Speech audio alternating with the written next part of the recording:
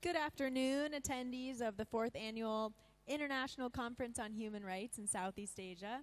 We are going to begin our afternoon plenary session of day 1 of the 2-day conference. Our speaker is Dr. Susan Banky of the University of Sydney.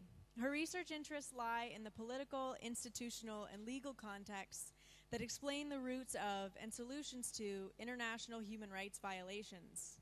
In particular, she is interested in the ways that questions of sovereignty, citizenship, membership, and humanitarian principles have shaped our understanding of and reactions to various transnational phenomena, such as the international human rights regime, international migration. Okay. Condolences to one of our own. Okay. International migration and the provision of international aid. Susan's focus is in the Asia-Pacific region, where she has conducted extensive field research in Thailand, Nepal, Bangladesh, and Japan on refugee migrant protection, statelessness, and border control. She is currently investigating the local, regional, and international mechanisms and the interactions between them that serve as potential levers for change. And with that, we will let Susan begin.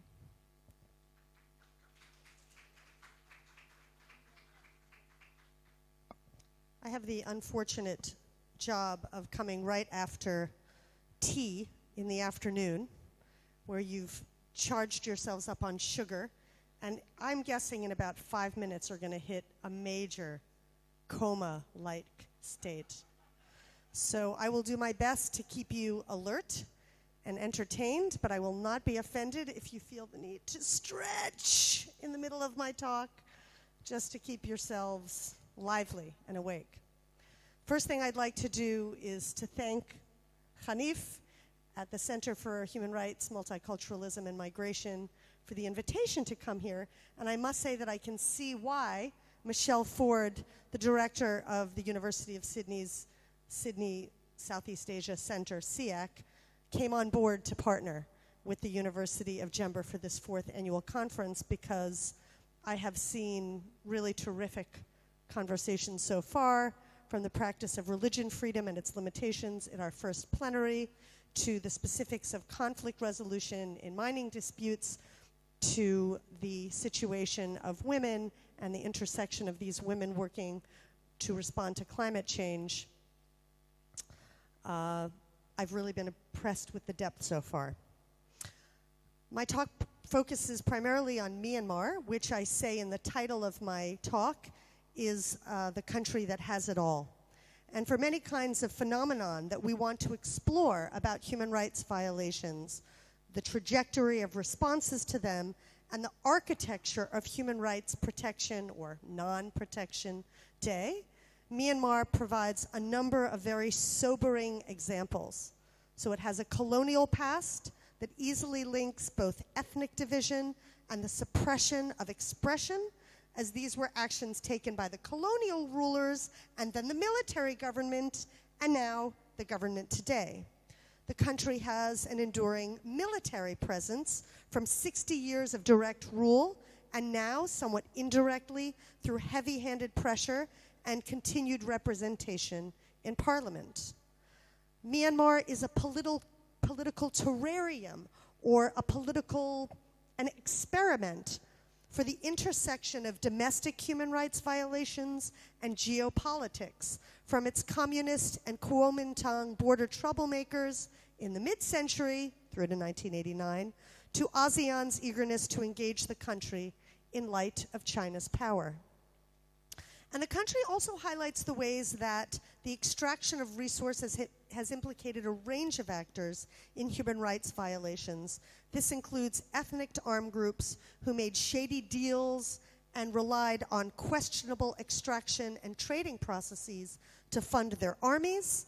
It includes the actor of the military, who lined their deep pockets with the profits of state-owned enterprises, and now they are the chairs of those same private enterprises, and international corporations, the third actor, who happily jumped in to become partners with those actors enriching themselves off the country's natural wealth and geostrategic position. And the legacy of these interlacked phenomenon, colonialism, the military, ethnic suppression, and resource restriction are with us today in the aftermath of what has been called a quasi-transformation in the country, but what I actually just call a gap. Because there's a gap in our knowledge about whether there actually has been a transformation. There's a gap about what caused this presumed transformation, and there's a gap in our knowledge about what really this means for the future. So we don't really know where the country is going. But just to highlight a few recent examples. As the country's leaders now make inroads into remote areas of the country, the phenomenon of land grabs has increased massively, particularly in the ethnic states of Karen and Kachin. Kevin Woods has noted that this is associated with ceasefire capitalism, a term that he has used to describe the fact that ceasefires have been made with ethnic armed groups, and these have now led to those disempowerment of those ethnic armed groups and their defunding as the military takes over local industries and builds roads that destroys towns and roots out spaces formerly safe for ethnic leaders. And I must say that just today, I heard a similar pattern in today's presentation by Dion Noah Swantari, and forgive me if I can't see if you're in the room, my eyes are not good enough to identify you, but she spoke about the mining in Tupang Pitu, which additionally looked at the intersection of resources, military, and rights violations. And let's throw in colonialism in there too, because that came up as well. Today in Myanmar, we also see the massively increased presence of international actors since this gap has occurred, and it has not led, as it was hoped, to an embracing of democratic norms by the country's leaders. Maitri Aung Twin instead points out that these relatively free and fair elections are not a benchmark for democracy. For example, press freedom in the country, despite the fact that there is a greater range of actors that are now interviewed for articles, the lack of anonymity of reporters today has its downsides, as reporters are now targeted for reporting some off-topic limits. The most famous case is the 2 Reuters reporters that were in prison for more than a year for reporting on the final human rights violation that I'm going to talk about, which is the one that can be neither ignored or forgotten, the treatment of the Rohingya, whose situation has declined from merely having a hard time obtaining citizenship, a human rights violation in and of itself, to a horrifying spiral of no citizenship, no legal rights to marry or move, no education, no livelihoods, and since 2012, and more recently in 2017, forced evictions, demolitions, profoundly disturbing acts of military and civilian mobs against Rohingya villagers, mass killings, rape, mutilation, and arson. Today it is estimated that there are 1.3 million Rohingya outside the country and about 600,000 remaining inside. Ken McLean has identified the joint processes of lawfare and spatiocide at work against this population. But more directly, many international observers have used the word genocide, a term I note has never, in Myanmar's more than 70-year history as an independent country, been used before. And further, it seems that the international community has had no success to make inroads in the direction of positive reform. So Myanmar's sobering human rights violations and the inability to confront them has no easy answers. But from this country that has it all, and from other violations in Southeast Asia, we can draw some uncomfortable conclusions about what I call, in the remaining parts of this talk, the architecture of non-protection in Southeast Asia and more broadly. And that's what the rest of my talk will do today. I will offer a series of interlinking and uncomfortable assertions, and I fear that they will not leave us feeling happy or cheery. And I warn you of that now. So the first uncomfortable assertion that I want to make is that protecting human rights is costly. Now, advocates among you might say, yes, advocates suffer. It's costly to them. And it may be the people you're interviewing, it can be costly to. But that's actually not what I'm talking about. What I mean is that there are people who lose out when human rights are protected. And very often it's not just the strongmen or warlords who are the actors we naturally think that benefit from human rights violations. What I mean is that there is a cost to other people when human rights are protected. Now this goes against a view of equanimity in the world that says the opposite, that the cost of not protecting human rights is too high. But when I'm going to say something controversial here, and perhaps difficult to hear in this room, these words, we cannot afford to violate human rights, or we cannot afford not to protect human rights. These are sadly a rhetorical device, and this is used to stir emotions of an international project based on universal values.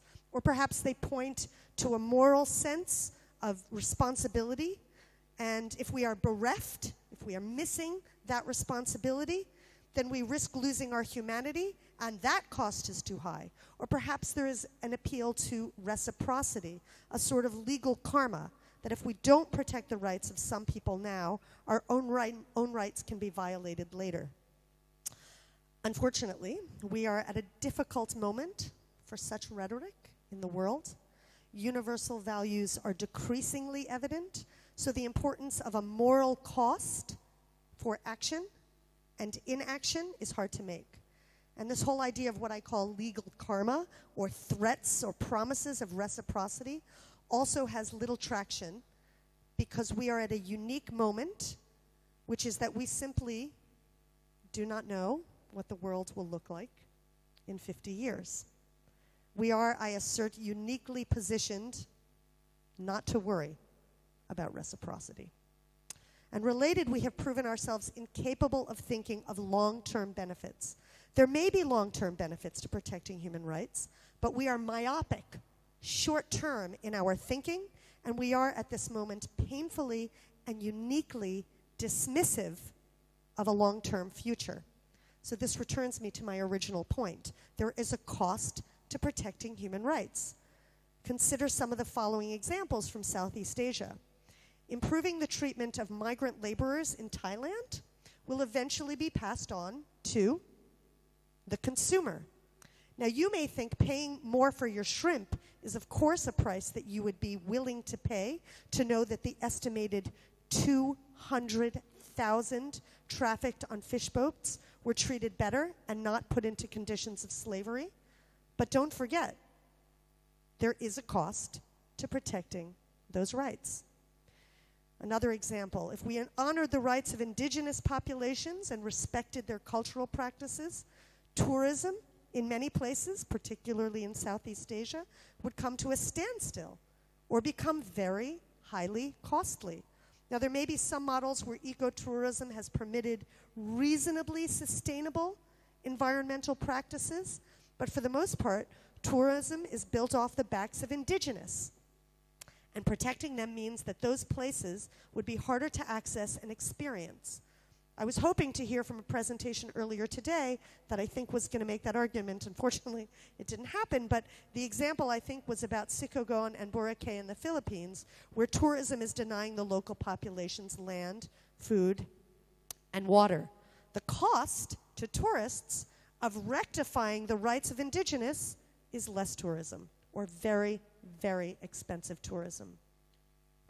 And in Myanmar, human rights abuses associated with the building of oil pipelines has been rife. This is oil that we as consumers all benefit from.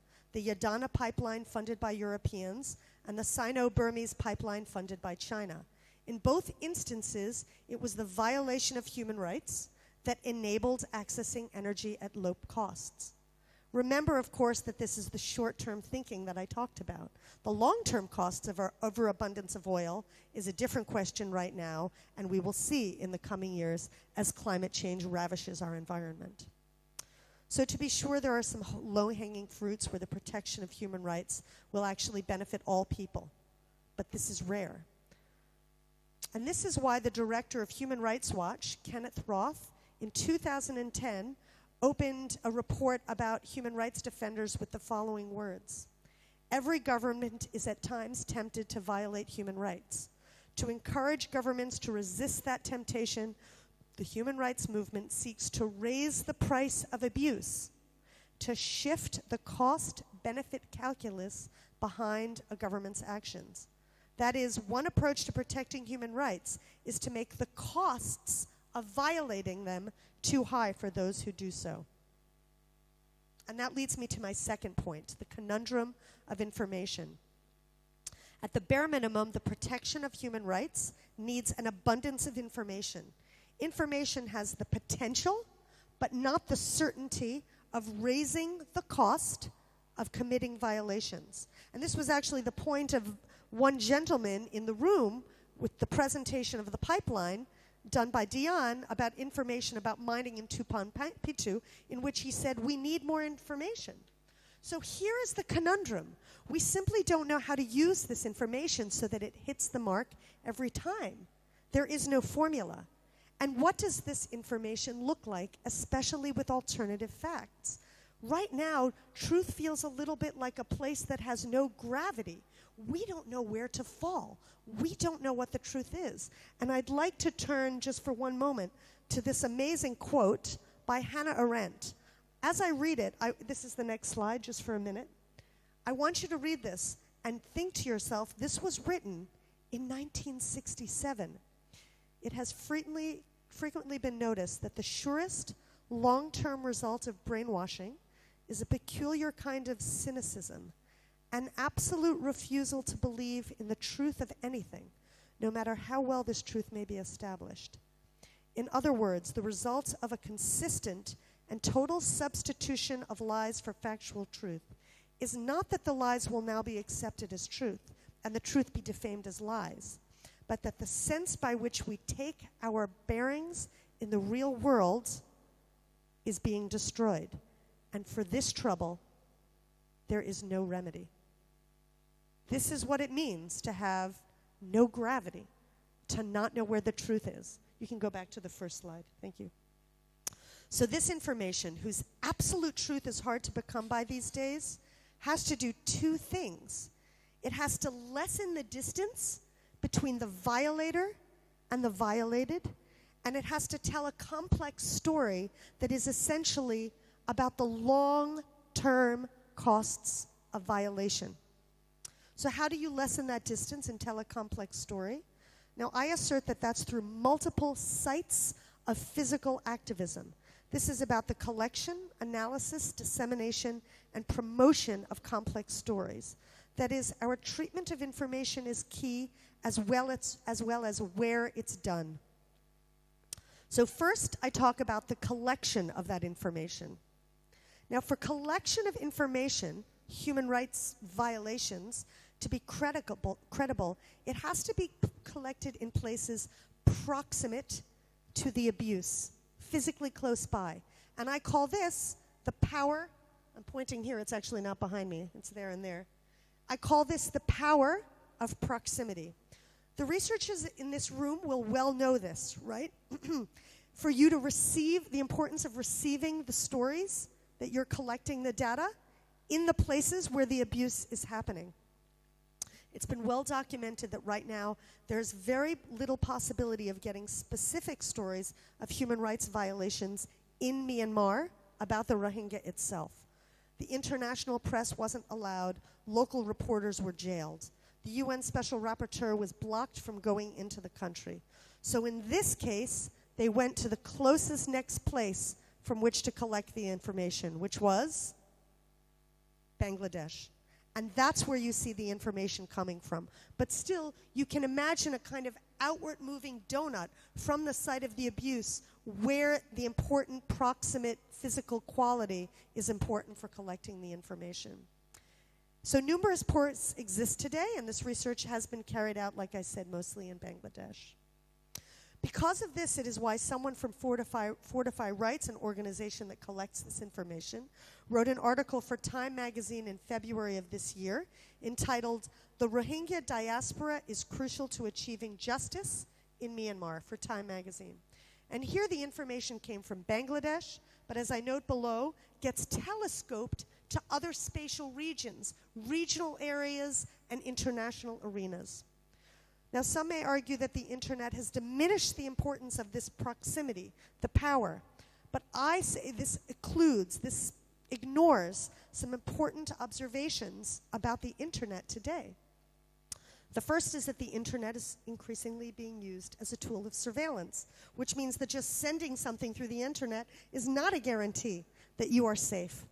The second is that the internet has been blocked, and that has happened recently in the camps in Bangladesh. Or an example right here in Indonesia, where the internet has been shut down in Papua so that people do not know about the protests happening there. So the internet is not a panacea or a perfect solution for being able to get information long term. And third, while likely everyone at this conference undoubtedly has access to the internet, the most marginalized often do not. They are too poor for the technology, or the infrastructure that would support the internet is too remote. So I go back to my point, the power of proximity. We now come to the second treatment of information, the analysis of the information. Where should this be done? Analysis is supposed to identify broader patterns, massive violations of particular articles of international treaties, for example, structural violence. There is an assumption that this needs to be done at a high spatial level, in boardrooms in New York or in Geneva. But does it? In some instances, it is possible to see this done very well at local, proximate levels. For example, in 2005, a small grassroots refugee group on the Thai-Myanmarese border published a report documenting the rape of ethnic Shan women in Myanmar. The group, SWAN, not only collected the information, but drew the broader links to rape as a weapon of war. The report was called License to Rape, and it's made its way to the highest echelons of the international human rights community, including being read by people at the United States State Department and at the United Nations. And both the collection and the analysis of that information were done proximate to abuse, not in Myanmar itself, but just across the border in Thailand. But while the collection and analysis of information can be done nearby, it is dangerous. And this is the paradox of precarity. What I mean is that despite the advantages of proximity, there are ways in which being nearby is inherently dangerous. So first, human rights abusers rarely strike and leave. So the presence of violators in the space where violations occurred will almost inherently be more dangerous and risky because the violators are still there or nearby. Second, even those running across borders remain nearby, rarely find political protection in nearby countries. And I'm writing a book about this. The political strategies of neighboring countries explains this very simply. States do not want to squander their diplomatic bargaining power on the interests of refugees they are hosting. Host states are not likely to be sympathetic to the demands of refugees within their borders. For example, even Thailand, that was quite sympathetic to the Myanmar refugees, in the aftermath of the publication of that License to Rape report that I just mentioned to you, shut down dozens of activist organizations trying to make change within Myanmar. The very proximity that afforded them the ability to collect their information and analyze it nearby led to their political precarity. That's the paradox. So this risk means that analysis often takes place further afield. And this is why reports that identify patterns are more likely to be done outside of the sphere of influence of the violating power holder. Now, in the case of Myanmar, data analysis occurs in a range of places, both on the international and the level in Bangladesh. Nothing is happening in Myanmar. Now, analysis occurs in conjunction with the next thing I'm talking about, which is the dissemination of information. And now I'd like to ask you all a question. How does the story get told and who tells it? So, for the violation that you care most about, and I want you to think about what it is, something quite specific, not just women's rights, but women's rights in this particular region, or indigenous populations in such and such a place, I'd like you to ask yourself, where do you get your news? Do you get it from international media? Do you get it from national media? Do you get it from a local source? Or do you get it from individuals because you are the ones doing the work? Now, I suspect that quite unusually, many people in this room would get their information at the highly individualized level because you are the ones doing the research. But now let me ask you to step back and think about a violation that you don't know as well. Maybe Venezuelans in Colombia, or domestic violence in the Middle East. When you think about how you are going to get that information, think about what kind of a source would you go to. Would it be at that local level, or would it be higher up? And now I ask you to just compare your answer to the first question and the second question. Was it at the same spatial level? Not the same source, but were both answers local or international or national, or were they different? I would suspect that they are different. And the reason is that unless you are deeply, deeply entrenched in your one specific type of research, you are going to get your information from, at the very least, national or international sources. And if you disagree, I definitely want to hear it in the Q&A. I will not find that disrespectful. I'm really curious to know if that's not the case. Because maybe you're getting it from Twitter. I don't know. I really want to know. So, with so much information, I got distracted because I talked outside my notes. So I think the most likely answer is on the international or national level. If we want power holders to see this information, it needs to be disseminated broadly and widely, including to governments who have influence. So, in other words, because of the structures of power globally today, dissemination has to happen internationally. And what's that? Dissemination at a distance, right? Now, is this changing, you may ask? You may actually be throwing some examples at me in the Q&A. For example, monks in Myanmar sending video from the windows above the streets of the Saffron Revolution. They were local, right? And that information went across the world. Burma VJ almost won an Academy Award. What about the Hong Kong students today tweeting from the streets? Think about the violations you cover. Where is the dissemination that everybody reading occurring from? Not just your small group of people. I know they're getting the information locally. In the case of the Rohingya, I did a review of reports published that included first-hand information, really the primary information that required victims of abuse to share their stories, show their wounds, and perhaps be re-traumatized, or perhaps be relieved and get it off their chests. Frankly, that information about how it felt to be the victim is not part of the reports that I read. But I do know that more than 30 reports have come out since 2014. Some 350 pages, some 20. These are, to be clear, all with first-hand information that requires asking Rohingya about the abuses they suffered, the loss of family members, mutilation, rape, and losing their families. More than 30 reports.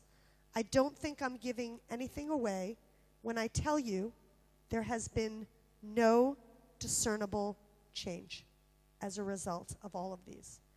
And here for a moment I want to step to the side and highlight our responsibility as researchers and or advocates.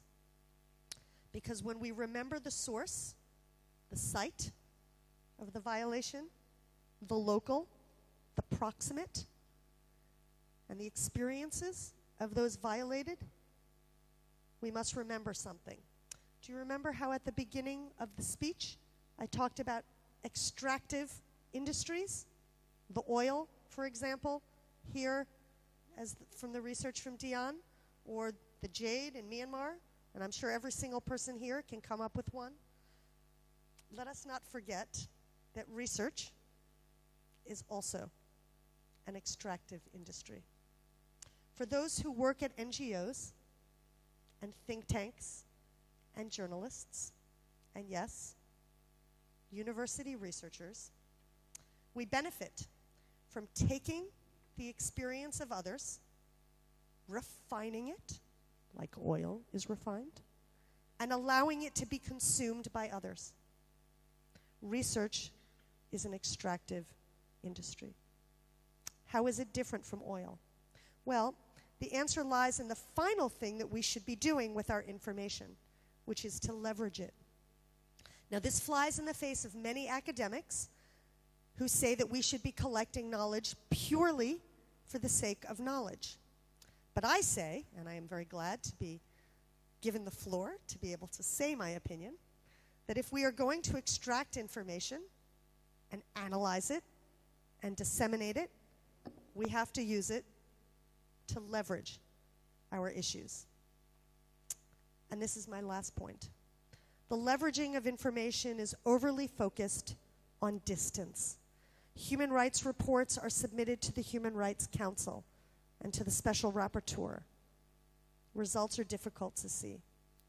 Numerous international reports have had no effect in Myanmar. Regional reports write bodies, but even those don't seem to have effects.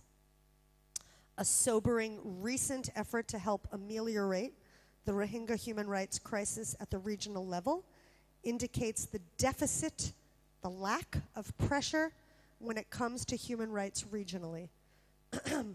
In light of the Rohingya human rights violations, the ASEAN Parliamentarians for Human Rights drew links between the abuse of the Rohingya, human trafficking out of Myanmar, regional economic crises, and the potential for the flowering of extremist ideologies. This was based on information collected locally and analyzed in clear ways at the regional level that didn't just make a moral call, right? It didn't just say ethically we should do it. It made excellent arguments that linked the problem of the Rohingya with broader issues in the region, saying we have to treat this for lots of reasons. And that report was disseminated at many levels, but it was one of hundreds. How many saw it? Well, I didn't see it until I started to do the research for this talk. Kamal, I'll ask you afterwards if you happen to see it, and I will not be surprised if the answer is no, because there are hundreds of reports out there. The truth is that neither international nor regional pressures have had any effect. More generally, the best chance that ASEAN has had for protecting human rights at the regional level, the ASEAN Intergovernmental Commission for Human Rights, AICHR, or AICHR, is generally considered to be weak and ineffective. In June 2019, an article appeared in the Jakarta Post that sums up the current situation. The title is Time to Rethink ASEAN's Human Rights Body. The former MP from Thailand who headed up the terms of reference for creating AICHR, or the AICHR, concluded the following.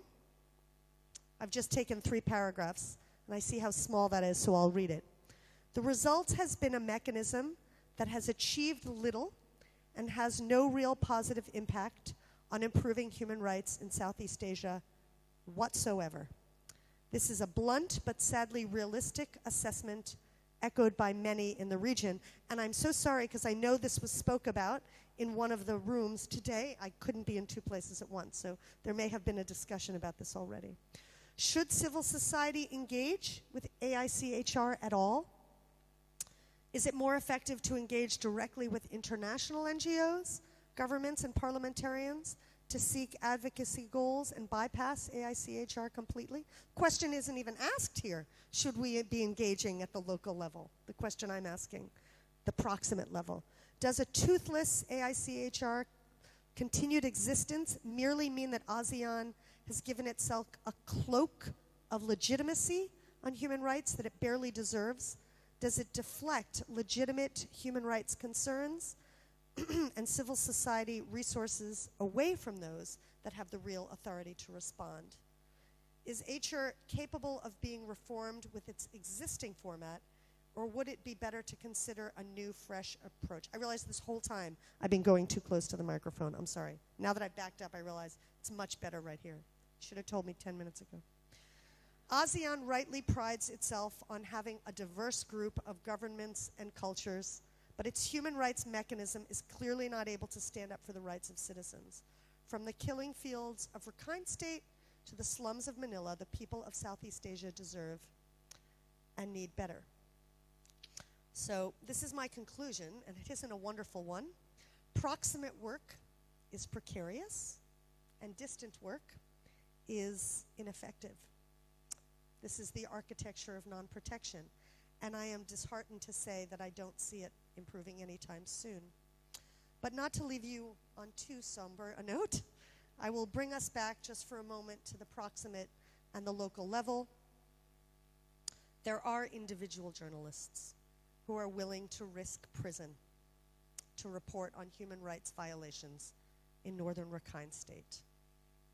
There are television shows in Myanmar today that are trying to demonstrate interreligious friendship. And there are grassroots movements that have stopped massive developments in Myanmar. The $3.6 billion investment from China, which has temporarily been put on hold, the Myitsone Dam in the country's north, because of a groundswell of resistance from Myanmar's citizens. And I am certain that each of you in the room has, no matter how small, some local examples. So these are all examples of responses to human rights abuse that happen in proximate spaces, more or less. And while the human rights regime is generally thought to be housed at international levels because of legal instruments that elevate the system over the individual, and regional instruments that have the weight of agreements and conferences and workshops behind them, it is still possible to see small incremental change among individuals, and that isn't what human rights work is supposed to do. But it may be the very best that we can hope for right now. Thank you.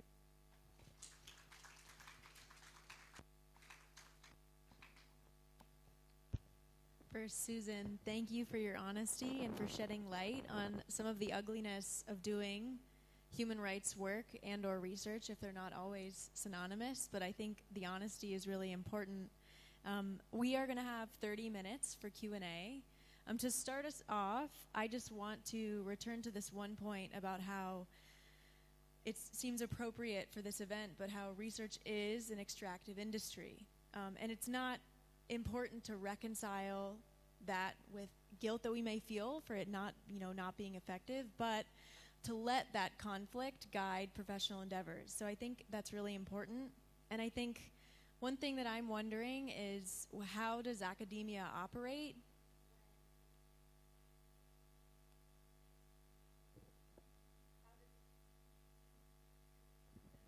Hello?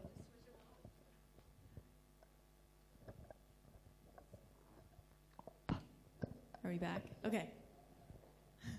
So where is the most useful place for academia to operate in this space of leveraging the research for funding or resources, when you made it clear in the beginning that those resources are limited? Yeah, I mean, I think it's really hard. I think we have to, as researchers, look into ourselves and ask whether the research we are doing needs to be done, if we can have positive effects, or whether it is only useful for ourselves. I can't answer the question about where we should go next, because I think every university has different priorities. The priorities, even at a great school like the University of Sydney, are not, there's nothing in the goals of the university that say we need to ensure that we don't extract information from our research participants. We have ethics approval, and that maybe does a good job and maybe doesn't. But it's not a system that has anything to do with whether whether we are collecting research for the right reasons. I mean, for everyone in the room, I just, ask you to look inside and ask yourselves the question, why am I doing the research? And if you're doing it because it's to get a good job, that's okay. I like my job at the University of Sydney also, so I don't judge it, but at least to be honest with yourselves. I mean, what I do as my small contribution is that I try to co-write with my participants. So I have, in the last 3 years, co-written with my research participants to give them some tiny bit of ownership over that. And of course, people in my department say, well, that's not a good idea, because then you don't get full credit for your work. But I do it anyway. Yep. We are ready to take questions.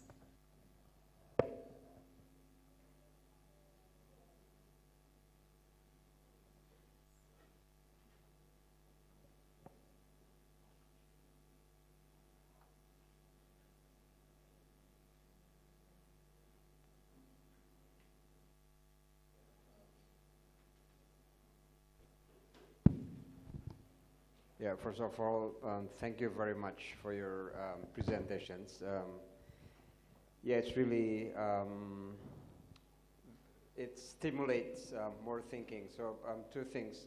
First, I'd like to report, actually in our group, just before we came here, there's also a discussion about what was termed as the intellectualization of religious freedom movement, which is a kind of a suggestion for researchers to work with activists and strengthen the social movement, or in this case, the religious freedom advocacy. It was, of course, unfinished discussion, but I think your session, it raises several very important issues which we need to discuss further. Secondly,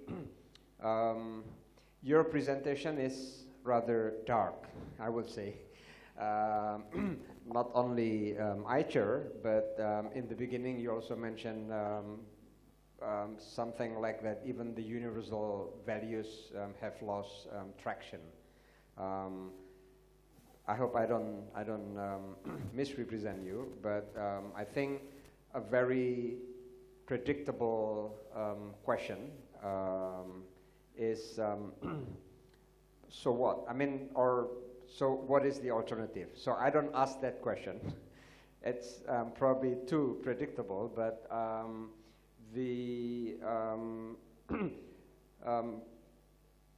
probably it's also important. Well, you mentioned several small examples of well, I don't know whether you can call it a successful movement or not, but this morning in my talk I gave the example of things which show that like human rights is useful.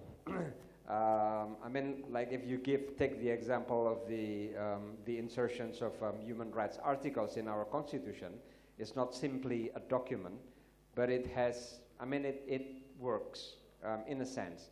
There are so many weaknesses in terms of the implementation, etc. But there are certain things which we could not do without it. So, like I give the example of the indigenous religions, indigenous religious communities, for example. They can make use of the human rights, however imperfect it is. So.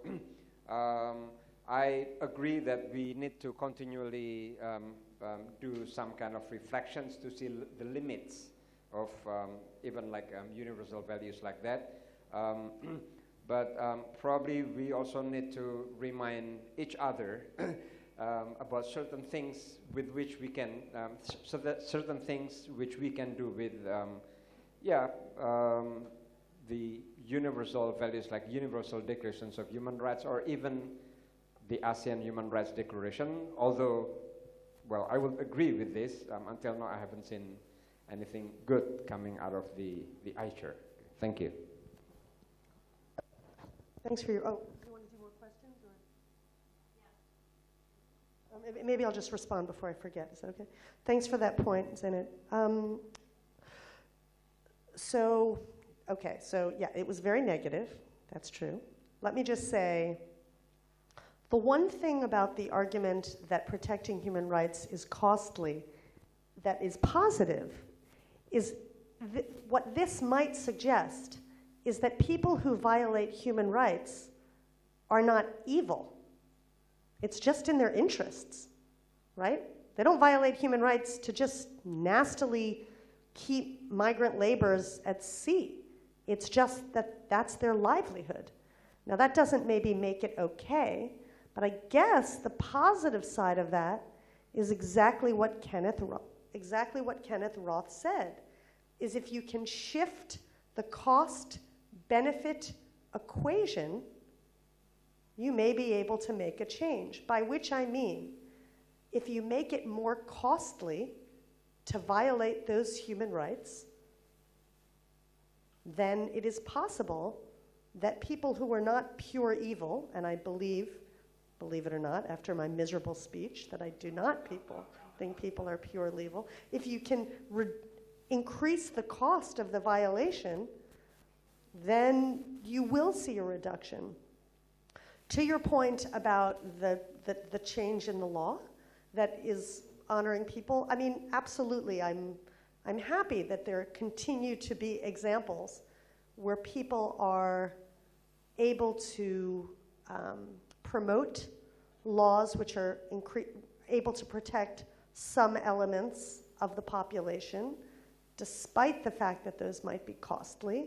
I mean, we can always throw East Timor in there because we know that, that was not something that we saw coming, but there was also other geopolitical reasons for it. I mean, I'm not going to get into a discussion about West Papua here, right? But if West Papuans got their autonomy or independence, if I'm not mistaken, that's 20% of the Indonesian economy right there.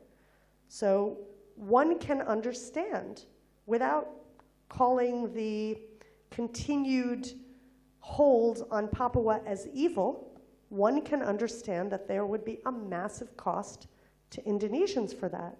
Maybe that's actually positive. Maybe that's not negative. My point being that we live in an era where things are costed.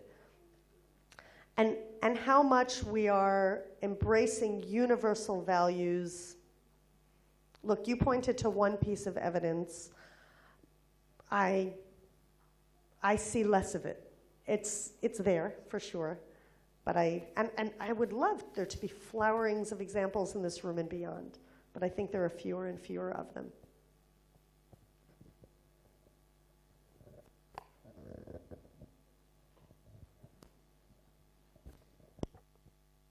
Doug Sanders from Bangkok.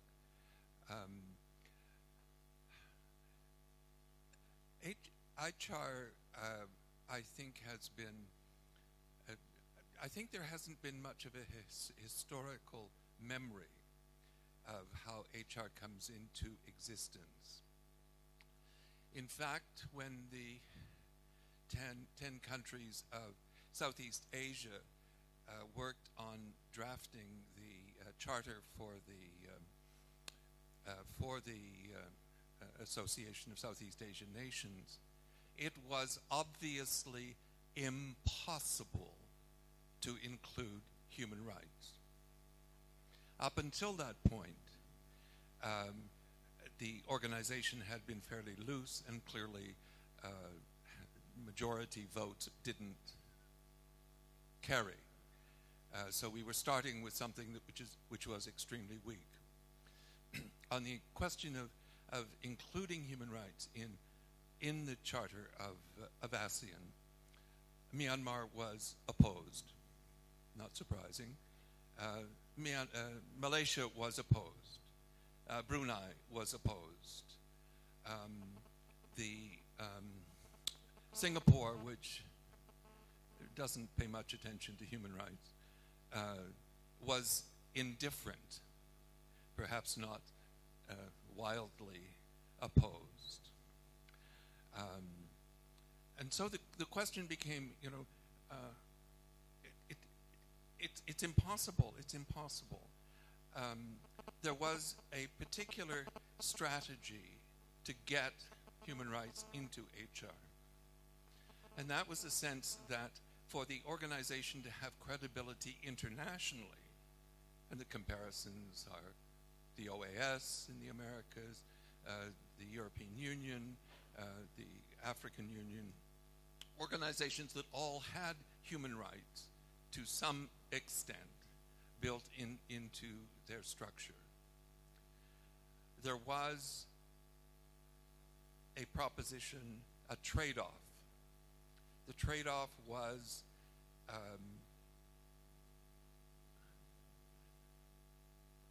unanimity. Unanimity of decision-making for ASEAN and for HR meant that Myanmar could fend off criticism, and Malaysia could fend off criticism. In the end, it was the domestic jurisdiction rule and the unanimity rule, which made it possible, and it took the foreign ministers to overrule the ministers of justice to get HR with a mandate on human rights. So this was a coup, an odd and complex and internal coup within the organization. You couldn't get a strong human rights commitment, but you could get human rights into it.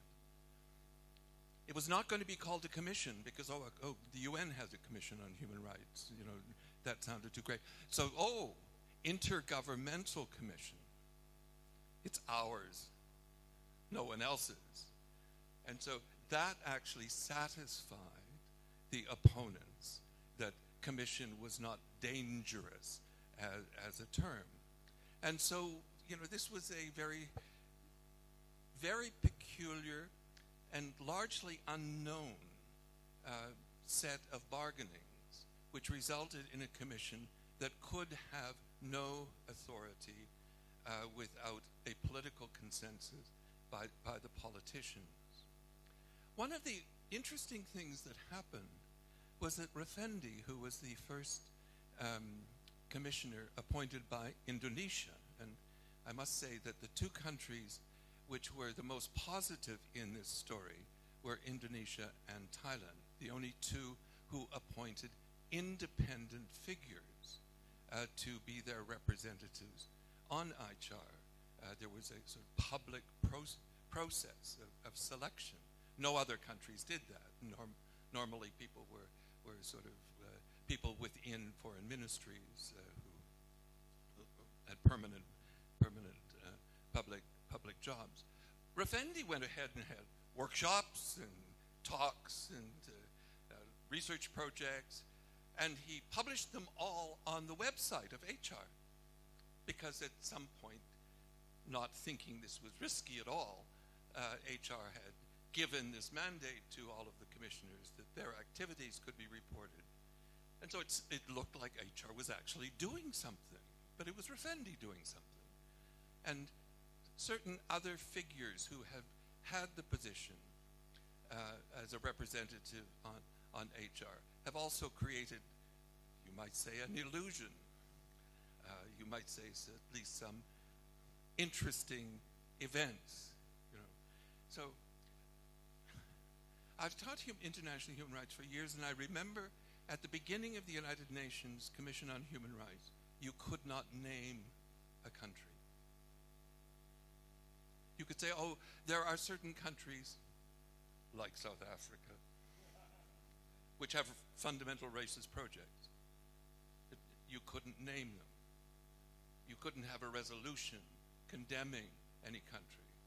The UN history was slow, incremental. And so I rather think that HR is at a rather early stage, and that there are a few cracks in the structure. This is not revolutionary, but sometimes we make progress slowly.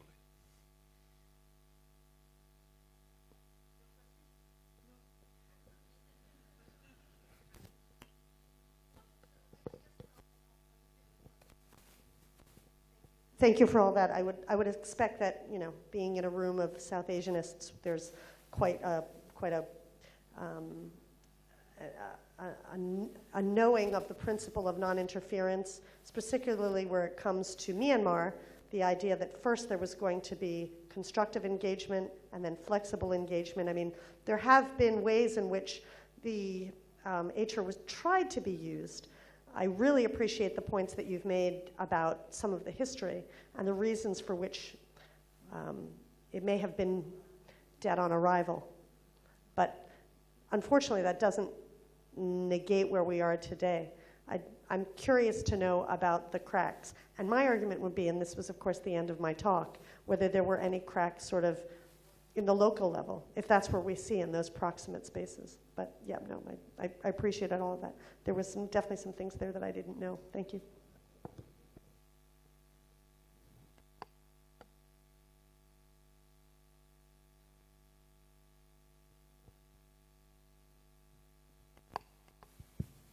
Thank you, Susan, for your presentation, for your talk. I have a question that I wish to ask. I remember I was reading for my revisions in law, this book on great powers and outlaw states. It's a book by Gary Simpson, and it harks back to a concept that Hugo Grotius had on there are great powers and outlaw states when it comes to how states govern at the international law level. And if I were to contextualize that in ASEAN, who would be the champions of human rights within ASEAN? I remember Martina Talagawa, he welcomes this idea of ASEAN +3, welcoming Japan and Australia. But I would put that argument aside and look within ASEAN.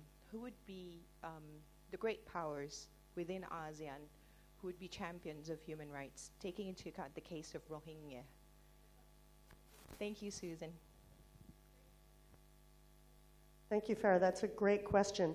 Look, I think about what Doug just said about Rafendi Jamin, who, you're right, I mean, he was kind of one of the ones hired. There was kind of, he gave it a little bit of hope. But would you then say Indonesia?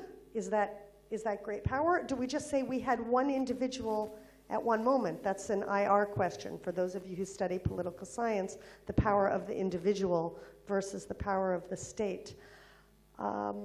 I actually do not have the answer to that. When I was writing this speech, I ended up asking myself the question, who is the local hegemon in Southeast Asia that could be the country?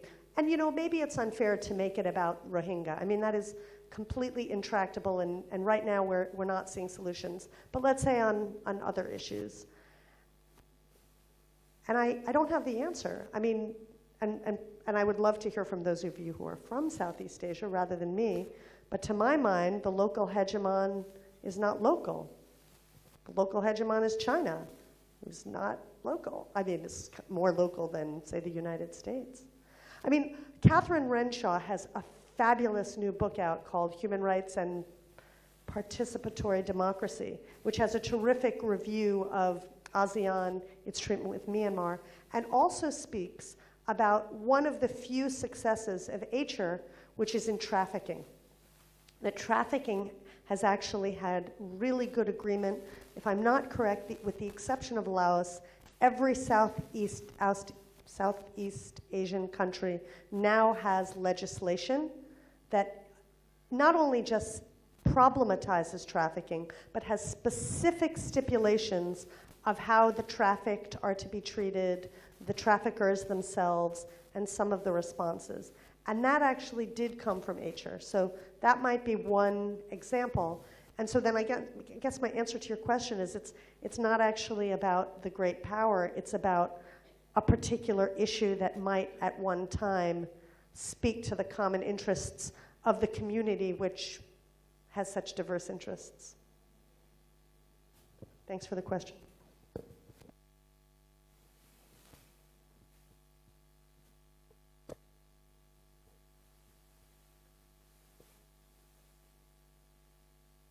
Thanks for your talk, Susan. It raised a lot of questions, I think. A lot of mental gymnastics there. So one thing, though, that I want to go back to is research as an extractive industry, because I think that's really important. But I think as a researcher, I feel more like a miner rather than a power broker.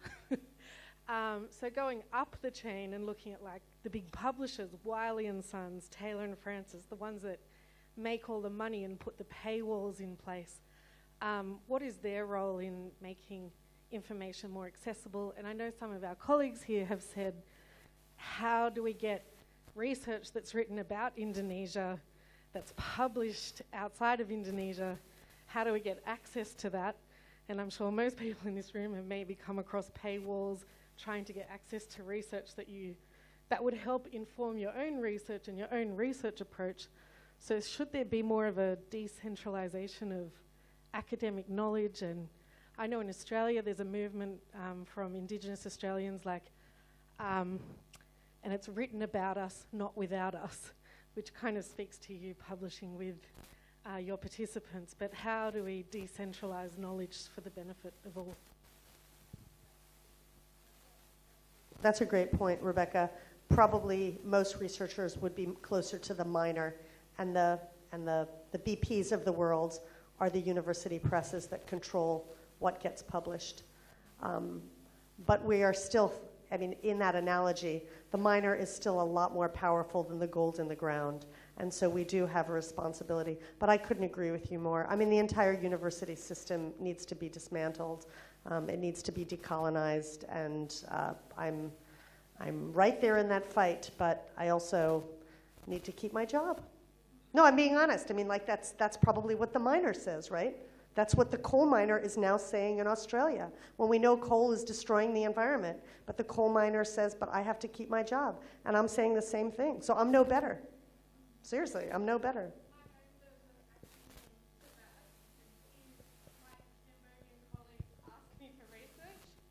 And then I download it and illegally send it to them because even though it's illegal, it's ethical, according to my ethics. No, that's great. And your point about the paywalls is actually really spot on and shocking and problematic. And I mean, look, at the University of Sydney, and this is thanks to SEAC, which is awesome, I just did a training a couple of weeks ago that with the exception of book chapters, there is a way to post almost every single thing that you have written on what's called the Sydney repository. It may not be the very last version of your article, but you can do just before you've submitted. It's pretty much the same article.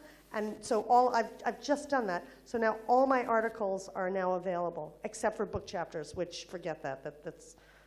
I wrote emails, I explained the reasons, I published with people from the global, nobody cares. So, but I think your point about paywalls is terrific. And of course the analogy, if we're gonna just tortuously follow it, is that's like the extractive industry, you don't even get the oil in the end. You're the miner and you don't even get the oil. Or which is true.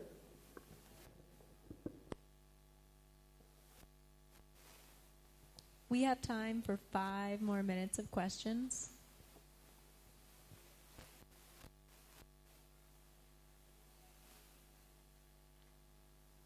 Or we can call it there. One more. Okay. Thank you so much for your wonderful presentation. I was so curious to understand the research, how is going to use the example of Rohingya, and you mentioned that the places is important for getting the information. I am from Bangladesh, especially from Chittagong, where 1.3 million Rohingya people are living today. And the perspective of you believing may be different of perspective I am believing because we are living there. You identified that the violation of Rohingya people are common over the years, and also it need to be, the violation of human rights should be costly, then it may be stopped. So you already mentioned that the global perspective of human rights mechanism, also the Southeast Asian human rights mechanism, and you have identified that the mechanism are weak, and also the violation is common. But I wonder how to solve the human rights violation of Rohingya, because the repatriation of Rohingya people, we had the experiences of unsuccessful 2 times repatriation in Bangladesh, which supposed to return in 2018 and also 2019. Don't think that the Rohingya people living in Bangladesh are very fine. It may be very fine today because the host people are happy to host them right now. Maybe they're becoming more angry with the behavior of the Rohingya people because the local people are become marginalized with the number of Rohingya people there. So new human rights violation will be started in the place of Bangladesh. So how to get an effective, idea and mechanism to give the effective shelter of Rohingya people, whether in their own country and whether they're living right now. Thank you so much.